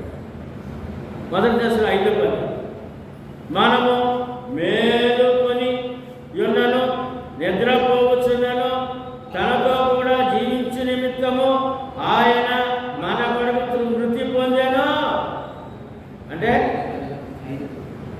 5 పని. అంటే మేలుకొని ఉండడం ఏంటి, మృతి పొందడం ఏంటి? ఏమంటే మేలుకొని మృతిమని అంటే బ్రతికున్నా చనిపోయినా సరే అనగా తనతో కూడా జీవించే నిమిత్తము ఆయన మన కొరకు మృతి పొందాను. ఏమండి, మనము చనిపోయినా బ్రతికినా ఎవరితో ఉండాలంట? బ్రతికున్నా క్రీస్తు ఉండాలి, చనిపోయినా ఆయనతో ఉండాలి. అందుకు మన కొరకు ఆయన మృతి పొందాడు. అది నువ్వు ఆ విలువలు కాపాడుకోవాలి. అందుకే పౌలు గారు మళ్ళా బ్రతుకుడు క్రీస్తే ఆయన బ్రతికినా ఆయనతోటే, చనిపోయినా ఆయనతోటే. ఆ విలువలు కాపాడుకున్నట్టయితే నీవు ఎంత గొప్ప విశ్వాసగా ముద్ర వేయించుకుంటావో, ఎన్ని ఆశీర్వాదాలు నీ మీద ఉంటాయో అంతులేనట్టు పరిస్థితి ఉంటుంది. ఎంతవరకు ఉండాలి? ప్రకటన 14:13 అంతటా ఇప్పటి నుండి ప్రభు నందు మృతులు ధన్యులు. అదే ఆ యొక్క విశ్వాసం మరణం వరకు కాపాడుకోవాలి. ఏమండి, ఆ మాటలో కానీ, క్రియలో కానీ, ఆహార వ్యవహారాలు కానీ ఎప్పుడు వరకు మా ప్రభుని నిద్రించే వరకు కూడా, అంటే ఆఖరి తుది శ్వాస వరకు కూడా ఈ విశ్వాసం కాపాడుకుంటూ చక్కటి ప్రయాణము, వాక్యానుసార ప్రయాణము చేసినట్లయితే ఇది శరీరానికి, కుటుంబానికి, ఆత్మకి క్షేమమే. అనే విషయాలు మనకి ఇక్కడ స్పష్టంగా తెలియజేయబడింది. 9వ వచనం, తాను మృతులకును సజీవులకును ప్రభు అయినట్టుకు ఇందు నిమిత్తమే కదా క్రీస్తు చనిపోయి మరలా బ్రతికెను. ఏమంటే ఎంతమంది ప్రభు అయినా? చనిపోయిన వాడికి, బ్రతికున్న వాడు కూడా ప్రభువే. ఏమంటే అందుకని ఆ ప్రభు యొక్క ఆజ్ఞ శిరసావహించి జీవించాలి. అపోస్తలుల కార్యం 10:36 యేసుక్రీస్తు అందరికీ ప్రభువు. అది ఎంతమంది కంటే? అందరికీ ప్రభు కనుక ఆ ప్రభు యొక్క ఆజ్ఞ శిరసావహించి క్రైస్తవులు ప్రభుని ఒప్పుకున్నాం కదా, యేసు ప్రభు అని ఒప్పుకున్నాం కదా. ఆ ప్రభు యొక్క ఆజ్ఞ శిరసావహించి ఆయన ఏం చెప్పారో అన్ని విషయములలో మనం చాలా జాగ్రత్తగా ప్రయాణము చేయాలి. ప్రకటన 1:18 నేను మొదటి వాడను, కడపటి వాడను, జీవించేవాడను, మృతుడనైతిని. యేసు పరలోకం మాట్లాడుతున్నారు వల్ల నేను మొదటి వాడంట, ఏమంటే కడపడి వాడంట, జీవించేవాడంట. జీవంలో దేవుడు యేసుక్రీస్తు. మృతుడనైతిని అన్నాడు ఆయనే. పరలోకం మాట్లాడుతున్నాడు. మృతుడనైతిని కానీ ఇదిగో యోగ యుగములు సజీవుడునై ఉన్నాను. మరి యుగ దేవుడు ఉండాలంటే కొన్ని పాత జీవితాన్ని బాధ పెట్టవలసిన అవసరత ఉంది. అంటే ఒక క్రమబద్ధమైన జీవితం, వాక్య ప్రకారమైన జీవితం. ఆయన ఏం కోరుకుంటున్నాడు ఆ జీవితము క్రైస్తవుడు కలిగి ఉండాలి. ఏమండి, ప్రకటన 1:18 చూసాం కదా. ప్రకటన 2:8 మళ్ళీ అదే మాట, మొదటి వాడను కడపటి వాడనై ఉండి మృతుడై మరలా బ్రతికిన వాడు చెప్పు సంగతులేమనగా. ఈ సంగతులు ఎవరంటే మన వరకు మృతి పొంది, ఏమండి మృతుడై మరలా బ్రతికిన వాడు చెప్పు సంగతులు. అది మొదటి వాడు, కడపటి వాడు. ఆయన లోకానికి వచ్చారు, ఆయన మన వరకు మన పాపలు మృతుడై ఉన్నాడు, మరలా బ్రతికిన వాడు. ఆయన చెప్తున్నాడు కనుక భయపడద్దా? సామాజిక కాదు ఈ మాటలు చెప్తా అని మాట. మత్తయి సువార్త 20:18 పరలోకమందును భూమి మీదను సర్వాధికారి అయిన ఆయన మాట ఇదే. పరలోకమందు భూమి మీద సర్వాధికారి అయిన ఆ దేవుడు చెప్పిన మాట, ప్రభు చెప్పిన మాట శిరసావహించవలసిన వారమై ఉంటాము. మన మాటలో కానీ, క్రియలో కానీ, ఆహార వ్యవహారంలో కానీ ఏమండి చాలా జాగ్రత్తగా ఉండవలసిన వారమై ఉన్నాం. 14:10 అయితే నీవు నీ సహోదరునికి తీర్పు తీర్చనేలా, నీ సహోదరు నిరాకరించనేలా మనమందరము దేవుని న్యాయం పెట్టబెట్టుట నిరుతుము. అదే అందుకని క్రైస్తవుడు సంఘములో ఏమంటే చాలా జాగ్రత్తగా ఉండాలంటే ప్రక్కవాడిని కించిపరిచేలాగా, అవమానం వచ్చేలాగా అన్న సంఘాన్ని విడిచిపెట్టేలా ప్రయత్నం ఏమీ జరగకూడదు. అతను విజయవంతుడై ఉండొచ్చు, ఏమంటే ధనవంతుడై ఉండొచ్చు, పేదవాడే ఉండొచ్చు, బలహీనుడే ఉండొచ్చు, ఏమండి ఏ స్థితి విద్యావిహీనుడే ఉండొచ్చు. ఏ స్థితిలో ఉన్నప్పటికీ ఒక సహోదరుడిని నీవేం కూడా నింద చేయకూడదు, తీర్పు తీర్చకూడదు. జాగ్రత్త. నీవు నేను కూడా మళ్ళా ఆయన దేవుని న్యాయపడిగా నిలిచే రోజు ఉంటుంది. ఏమండి అందుకే ప్రక్కన సహోదరుడు గురించి ఎంత జాగ్రత్తగా ఉండాలో మళ్ళీ చెప్తున్నా చూడండి. అయితే నీవు నీ సహోదరు తీర్పు తీర్చనేలా, నీ సహోదరు నిరాకరింపనేలా మనమందరమును ఎవరు వాక్యప్రకారం జీవించేవాడు, బలహీనంగా ఉన్నవాడు కూడా ఇద్దరు నిలబడతాం అక్కడ. మనం అందరం దేవుడు న్యాయపడి నిలుతాము. అందుకే జాగ్రత్త ఉండాలి. ఎక్కడ జాగ్రత్త ఉండాలి? నీ ప్రక్క సహోదరుడు జాగ్రత్త ఉండాలి, సహోదరుడు జాగ్రత్త ఉండాలి. ఎవరు తృణీకరించిన నీళ్ళు ఎవరిని అవమానపరచకూడదు. ఎవరు వారిని ప్రేమిస్తూ వారిని గౌరవిస్తూ వారి మీద చిన్న చిన్న లోపాలు ఉంటే ప్రేమతో వారికి అందించవలసిన అవసరత ఉంది తప్ప ద్వేషించడం, తీర్పు తెచ్చడం అనే మాట మా మిగిలిన సహోదరుడికి అది అంత మాత్రము న్యాయమైనది కాదు, దేవుడికి ఇష్టమైనది కాదు. నువ్వు కూడా తీర్పులోకి వస్తావు, జ్ఞాపకం చేసుకో అనే మాట. ఏమండి ఆ మాట చూస్తున్నాం సార్. 2 కొరింథీయులకు 5:10. ఎందుకనగా తాను జరిగించిన క్రియలు చొప్పున అవి మంచివైనా సరే చెడ్డవైనా సరే దేవుడితో జరిగించిన వాటి ఫలము ప్రతి వాడు పొందినట్లు మనమందరము క్రీస్తు న్యాయపడి వెళ్ళుట ప్రత్యక్షము కావాలి. ఎంతమంది? లోకమంతా, అందులో క్రైస్తవులు, క్రీస్తు సంఘం కూడా అందరూ. అందుకని ముందు హెచ్చరిక చేస్తాను. ఏమంటే దేవునంటే మనం అందరం దేవుని న్యాయపడి నిలబడతాం కదా. భయపడండి, దేవుని భయపడండి. సహోదరుడిని తీర్పు తెచ్చండి, ఆయన ఏమనకండి అంటే. 14:11 నా తోడు ప్రతి మోకాలును నా ఎదుట వంగును, ప్రతి నాలుకయు దేవుని స్తుతించును అని ప్రభువు చెప్పుచున్నాడు అని రాయబడి ఉన్నది. ఎక్కడ రాయబడి ఉంది? యెషయా గ్రంథము రాయబడింది. అది కూడా చూడాలి మనం. రాయబడింది రోమీయులకు రాసిన పత్రికలో ప్రతి మోకాలు నాయకుడు, ప్రతి నాలుక దేవుని స్తుతించును, ప్రభువుని ఒప్పుకును అని చెప్పి మాట ఇక్కడ రాస్తున్నాడు.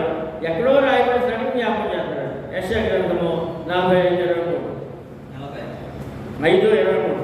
నా యొక్క ప్రతి మోకాలు వంగుననియో ప్రతి నాలుకయో నా తోడని ప్రమాణము చేయుననియో ప్రతి వాని మోకాలను యేసు నామమున. అక్కడ యెహోవా నామం. యెషయా గ్రంథంలో యెహోవా నామమున ఏం చేయాలంట? మోకాలు వంగాలంట, నాలుక ఏమండి నా తోడని ప్రమాణము యేసు ప్రభు అని అంటే ప్రమాణం చేయాలండి. అంటే యెహోవా నామం బట్టి అక్కడ చెప్పినా. మరి ఆ విషయాన్ని మళ్ళా పత్రికలో చెప్పారు. ఫిలిప్పీ పత్రిక 2:10-11 ప్రతి వాని మోకాలు యేసు నామమున వంగునట్లును ప్రతి వాని నాలుక దేవుని మహిమార్థమై యేసు ప్రభువని నోటితో ఒప్పుకున్నట్లును దేవుడు ఆయనను అధికంగా హెచ్చించి ప్రతి నామము కంటే పై నామము. ఇప్పుడు క్రీస్తు నామములు ప్రతి మోకాలు వంగాలి, ప్రతి నాలుక యేసు ప్రభు అని ఒప్పుకోవాలి. యెషయా గ్రంథంలో ముందుగానే తెలియజేశారు. అక్కడ యెహోవా చెప్పారు. అదే విషయాన్ని ఇక్కడ యేసు నామములో అంటారు. యేసు నామంలో లోకమంతా ఆయన మోకరించాలి. ఏమండి ఆయన ప్రభువుని ఒప్పుకోవాలి. అందుకని యేసు నామము అన్ని నామము కంటే పై నామము, శ్రేష్ఠ నామము. 1 Peter 4:5-6 12వ వచనంలో 12వ వచనం ముందు కనుక మనలో ప్రతి వాడును తన గురించి దేవునికి లెక్క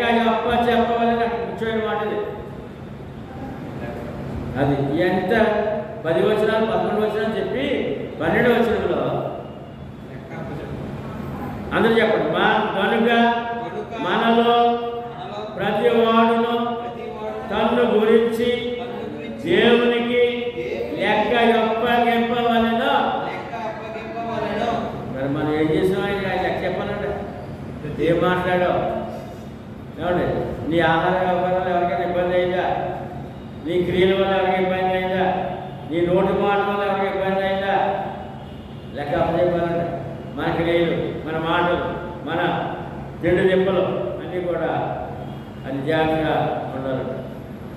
లెక్క అప్పగించాలంట. 1 పేతురు 4:5-6లో సజీవులకును మృతులకును తీర్పు తీర్చుటకు సిద్ధముగా ఉన్నవానికి వారు ఉత్తరవాదులై ఉన్నారు.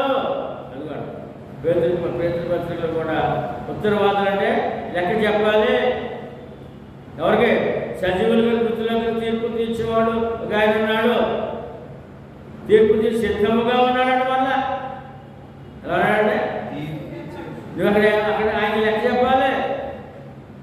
ఆయనకే లెక్క చెప్పాలి. అందుకని భయపడి జీవించాలి. వాక్య ప్రకారము జీవించాలి. మృతులు శరీర విషయంలో మానవ రీత్యా తీర్పు పొందినట్లును ఆత్మ విషయంలో దేవుని బట్టి జీవించినట్లును వారికి కూడా సువార్త ప్రకటింపబడిను. ఏమండి, మన క్రీస్తు సంఘంలో అందరికి కూడా ఏం ప్రకటించబడ్డది? సువార్త. అందరికి సమానమే సువార్త. రక్షణ అందరికీ సమానమే.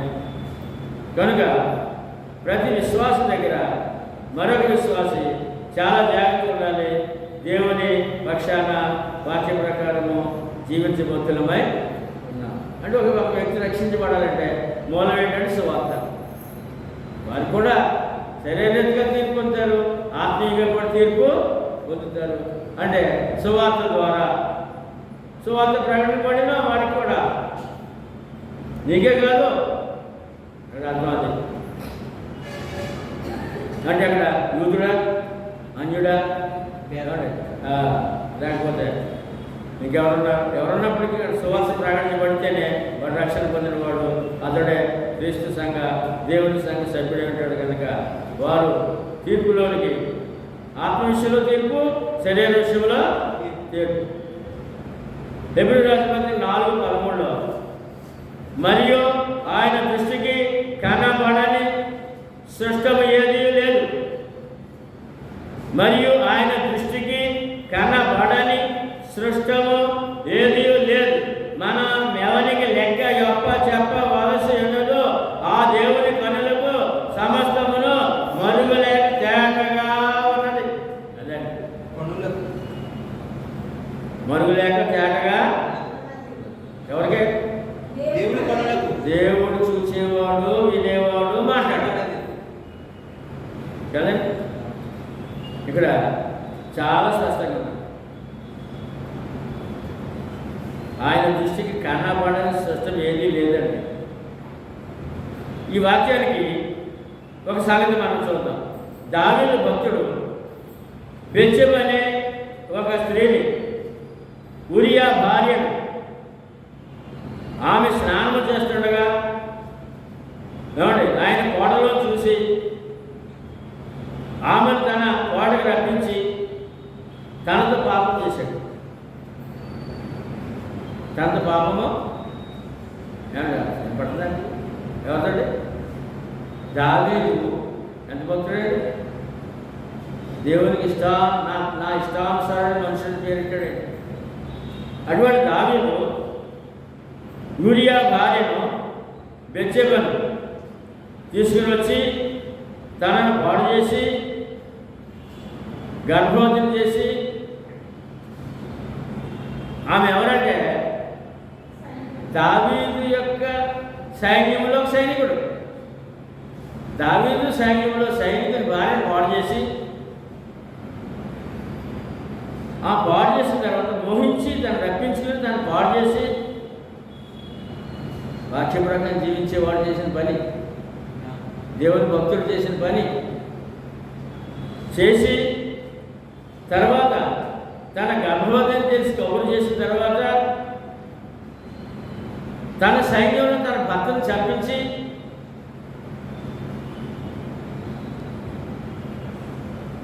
ఏమండి ఏమి అన్నట్టుగా ఏ పాపం చేయలేనట్టు మళ్ళీ అసలు కీర్తన పాడుతున్నాడు, దేవుడిని ఆరాధన చేస్తాడు. ఇంత చేసేసాడు, ఏమి ఎరగనట్టుగా ఉన్నాడు. ఎవడాడంటే ఏమి చేయనట్టుగా, ఏ పాపం చేయనట్టుగా ఉన్నాడట. దాని జనసేన జరిగిపోతుంది. దేవుడు చూసేవాడు, వినేవాడు, మాట్లాడేవాడు కదా. ఆయన నాతానని ప్రవక్తను పంపించి 2 సమయాలు 12:9 చదవడం. నీవు యెహోవా మాటను తృణీకరించి ఆయన దృష్టికి చెడుతనము చేసితివేమి. చెడుతనం చేసితివేమి అంటే ఈయన ఏమనుకున్నాడు? ఏమండి, ఎవరికి సైన్యానికి కానీ ఆ ప్రజలకు కానీ ఎవరికి తెలియదు పాపం చేసేది. అంటే ఏదో గొప్పకారం చేసి అనుకున్నాడు. నేను ఏది పాపం చేసి అనుకోవట్లేదు. అందుకని దేవుడు చూసేవాడు, వినేవాడు, మాట్లాడాడు కదా. ఈ పాపం అంతా దేవుని దృష్టిలో వెళ్ళిపోయింది. దేవుని దృష్టిలోకి ఇప్పుడు మన ఎవ్రీబడి మాట ఏంటంటే ఆయన దృష్టి కనబడని సిస్టమ్ ఏదీ లేదు ఉందంటే కనుక చూశాడంటే తర్వాత ఈయనేమో అది పాపంగా పరిగణించకుండా అసలు మామూలుగా ఒక రాజుగారు చేసే కార్యక్రమాల్లో నా సొంతం ఈ మనిషి అన్నట్టుగా నేనేం చేసి చెప్తానట్టుగా భక్తుడైంది కూడా ఏమంటే ఆయన ఇష్టాన్ని చేసేసాడు. అది దేవుడి దృష్టికి వెళ్ళిపోయింది. ఆయన చూశాడు, ప్రవక్తను పంపించాడు. ఇక్కడ అడుగుతున్నాడు, చదువుతున్నాను చూడండి. నీవు అన్నాడు, వచ్చాడు ప్రవక్త వచ్చాడు, నీవు యెహోవా మాటను తృణీకరించి ఆయన దృష్టికి చెడుతనము చేసేదేమి. ఏంటో చెడుతనము, ఏంటో చెడుతనం చేశాడు. ఏమి చేయనట్టుగా ఉన్నాడు. హిత్తీయుడకు యూరియాను కత్తి చేత చంపించి అతని భార్యను నీకు భార్య అట్లుగా నీవు పట్టుకొని ఉన్నావు. అమ్మోనీయుల చేత నీవు అతను చంపించింది కదా. సీక్రెట్గా చేసింది దేవుని బట్టబయలు. దేవునికి బట్టబయలేదు. దేవుని రాగల వీడియో వెళ్ళిపోయింది. ఏమంటే వెళ్ళిపోయిందా? ఏమైపోయింది? వెళ్ళిపోయింది తెలుసు. ఎందుకంటే మనం ఈ వాక్యం చదువుకున్నాం అంటే ఆయన దృష్టికి కనబడింది ఏమీ లేదు. కనుక మనం ఎవరికి లెక్క చెప్పవలెనో ఆ దేవుని కన్నులకు సమస్తమును మరుగులేక తేటగా ఉన్నది. ఈ దావి చేసిన పని ఎలా కనపడదండి? మన సీరియల్ చూద్దాం ఉందన్నమాట. ఎలా ఎంత గొప్ప దేవుడు. ఇప్పుడు చెప్పండి, దేవుడికి ఎంత భయపడాలి? ఎంత అంటే ఎవరు చూడలేదు కదండి. మన కార్యక్రమాలు చాలా ఉంటాయి. అనుక్షణం చూసే దేవుడు ఆయన ఉన్నాడు అనే విషయాన్ని చాలా స్పష్టంగా ఇక్కడ తెలియజేయబడుతుంది. నేను మీకు బాగా అర్థమని మళ్ళీ ఈ విషయాన్ని జ్ఞాపకం చేశాను. ఇంగ్లీష్ రాసిన పత్రికలో ఆయన కన్నులకు సమస్తమును మరుగులేక ఉన్నది. క్రైస్తవుడు భయపడాలండి. ఇప్పుడు దావీదు కీర్తనకారుడు, ప్రార్థనాపరుడు, భయభక్తులు గలవాడు. ఇదిగో ఈ పాపాలు లోనైపోయాడు, ఏమి చేయనట్టు ఉన్నాడు. అది దేవుని దృష్టిలోకి వెళ్ళిపోయింది. భక్తుడు కూడా విడిచిపెట్టలేదు. ఆయన ప్రశ్నించాడు, ప్రవక్తను పంపించి. ఎవరిని విడిచిపెట్టిన దేవుడు కాదు. దేవుడు అన్యాయస్తుడు, పక్షపాతి కాడు అనే మాట మనం ఇక్కడ చూడవలసిన అవసరత. చంపించింది అంటాడు కదా. ఏం చేశాడు? ఈవేళ సమాజం జరిగేయండి ఎవరు చూడలేదు కానండి. భర్తని భార్యని భర్త ఇద్దరు కలిసిపోకుండా పోయి కైలు కలిసిపోకుండా చెప్పాడు. ఎంత ఏమి జరగనట్టుగా ఉంటాయి. ఈ టీవీ వాళ్ళు వచ్చేస్తున్నారు, ఎలక్షన్ వచ్చేస్తున్నారు, పోలీసులు వచ్చేస్తున్నారు, బట్టబయలైపోయి ఉందా? చూడలేనటువంటి దేవుడు చూస్తున్నాడు కార్యాలు. మన శిక్షలో పంపించేస్తాడు ఆయన. మత్తయి సువార్త 16:27లో మనుష్య కుమారుడు తన తండ్రి మహిమ గలవాడై తన దూతలతో కూడా రాబోతున్నాడు.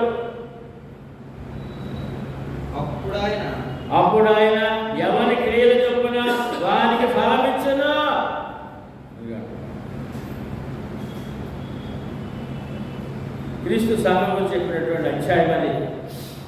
మరి నీవు పేతులు ఈ బండ మీద నా సంఘం కట్టిన చెప్పిన అధ్యాయంలో ఆ సంఘం గురించి మాట్లాడినప్పుడు, భక్తుల గురించి మాట్లాడినప్పుడు, మనుష్య కుమారుడు తన తండ్రి మహిమను గలవాడే తన దూతలతో కూడా రాబోతున్నాడు.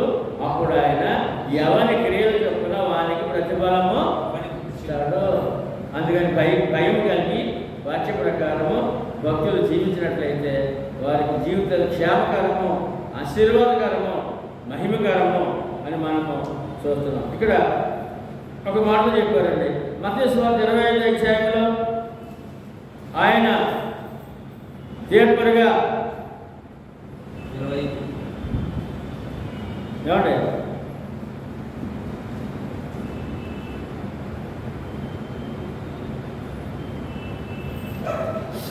దీని తర్వాత చూద్దాం.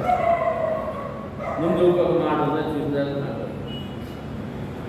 మత్తయి సువార్త 12వ అధ్యాయం 36-37.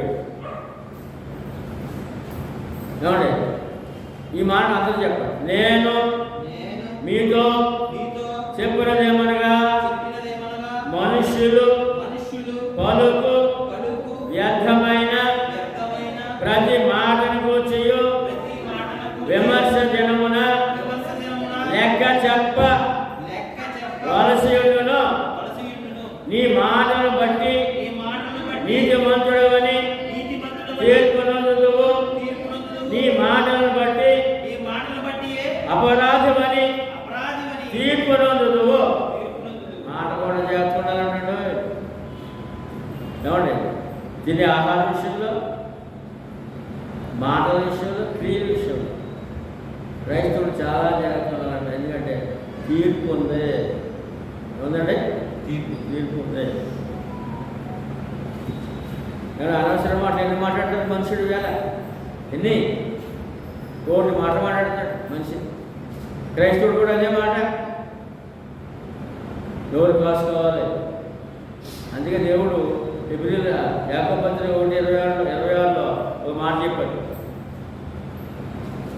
చదవండి. ఈ మాటలను బట్టి కూడా తీర్పు ఉంది కనుక ఎవడైనాను నోటికి కళ్ళెము పెట్టుకొనక తన హృదయమును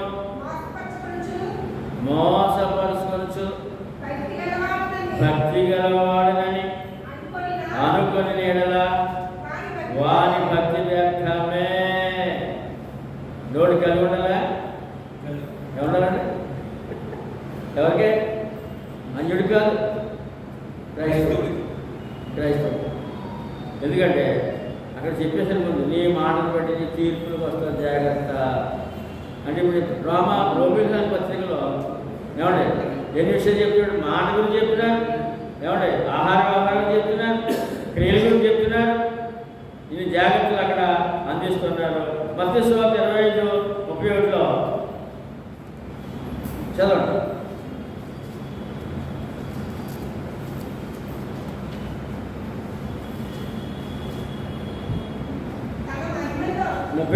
తన మహిమతో మనిషి కుమారుడు ఆయనతో కూడా సమస్త దోతలు వచ్చినప్పుడు ఆయన తన మహిమ గల సింహాసనం మీద ఆశ్రయుడును. అప్పుడు సమస్త జనములు ఆయన ఎదుట పోగు చేయబడుదురు. గొల్లవాడు మేకల్లో నుండి గొర్రెలు వేరుపరిచినట్లు ఆయన వారిని వేరుపరచును. కుడివైపున గొర్రెలను, ఎడమవైపున మేకలను నిలవబెట్టును. అప్పుడు రాజు కుడివైపున వారిని చూచి, నా తండ్రి చెప్పరా ఆస్వాదించబడిన వాళ్ళారా, రండి లోకపుట్టిన మమ్మల్ని మీ కొరకు సిద్ధపరచబడిన రాజ్యమును స్వతంత్రించుకోండి. చాలు. ఇక్కడ ఆయన సింహాసనాసనుడై ఉంటాడని, ఆయన దగ్గర లోకమంతా నిలబడుతుందని. లోకమంతా ఎంతమంది అండి? అందులో క్రైస్తవుడుగా ఉంటావు. నేను ఉంటాను. ఎవరు పొడివైపు ఉండాలా, ఎడవైపు ఉండాలా అంటే పక్షప్రకారం జీవించినట్లయితే రక్షణ పొంది పక్షప్రకారం జీవించినట్లయితే పొడివైపు ఉంటావు, ఆహ్వానించబడతావు, పరలోకానికి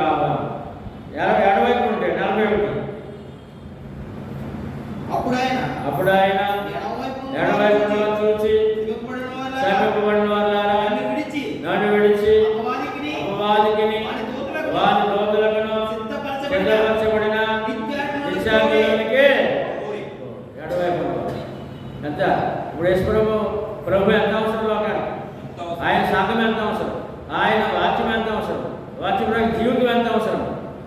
వాక్య ప్రకారము జీవితం ఎంత అవసరం అంటే ఇక్కడ మన 46 వచనంలో 46 వీరు నిత్య శిక్షకులు నీతిమంతులు నిత్య జీవమునకును నిత్య శిక్ష కావాలా? నిత్య జీవం కావాలా? నిత్య జీవం కావాలని ఏం చేయాలి? ఆయన వాక్య ప్రకారమే జీవించాలి. అంటే ఆహార వ్యవహారాలు, నోటి మాటలు, క్రియలు ఇవన్నీ కూడా జాగ్రత్తగా వాక్యానుసారంగా చూసి ప్రయాణం చేస్తే మనంత గొప్ప వ్యక్తి లోకంలో ఎవరో ఉండరు.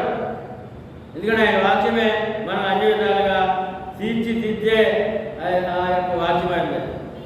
దిద్దుబాటు చేస్తారు. మన తప్పులు అపరాధాలు దిద్దుబాటు చేసి చక్కగా నడిపించినందుకు వాక్యం ఇచ్చాడు. వాక్యమే ఆయన క్రైస్తవుడికి మార్గదర్శి. లోకానికి రక్షణ సువార్త. రక్షణ పొందిన వారికి వాక్య ప్రకారం జీవించమని హెచ్చరిక. కనుక రోమియోలు రాసిన పత్రిక 14వ అధ్యాయము రోమా పట్టణంలో క్రీస్తు సంఘంలో ఉన్నటువంటి ఏమండి యూదులు ఉన్నారు, రోమియోలు ఉన్నారు, ఏమండి తర్వాత గ్రీకులు ఉన్నారు, ఇంకా అనేక రకాల జనం ఉన్నారు. వారి వారి అలవాట్లను బట్టి ఒకరినొకరు కించపరచకుండా జాగ్రత్తగా ఉండండి. అక్కడ ఏదో కొంచెం వచ్చింది మనం కించపరిచి రక్షణను కోల్పోయి చేస్తున్నారేమో అనే విషయాన్ని జ్ఞాపకం చేస్తూ సంఘాలు ఎలా ఉండాలో వీళ్ళు మనకు నేర్పిస్తూ చక్కటి విషయాలు మనకు అందించారు. ఇంకా 10 విషయాలు 10 వాక్యాలు రేపు వారం ధ్యానంగా ఏమండి 12 వరకు ఇంకా 10 ఉన్నాయి, 13 ఉన్నాయి, 11 నుంచి మళ్ళీ 23 10 వచ్చినారు. రేపు వారం వచ్చే వారం దేవుని చిత్తమైతే ధ్యానిద్దాం. ఏమంటే సమయం అయిపోయింది కనుక మీ అందరికీ ప్రభునామ వందనాలు. ఈ వాక్యము మరి ఈ యొక్క ఛానల్ ద్వారా వింటున్న వారు కూడా ఈ విషయాన్ని గ్రహించుకుని ప్రభువును అందుకుని రక్షణ పొంది ధన్యులవ్వాలని ఆహ్వానిస్తున్నాం. మీ అందరి వందనాలు.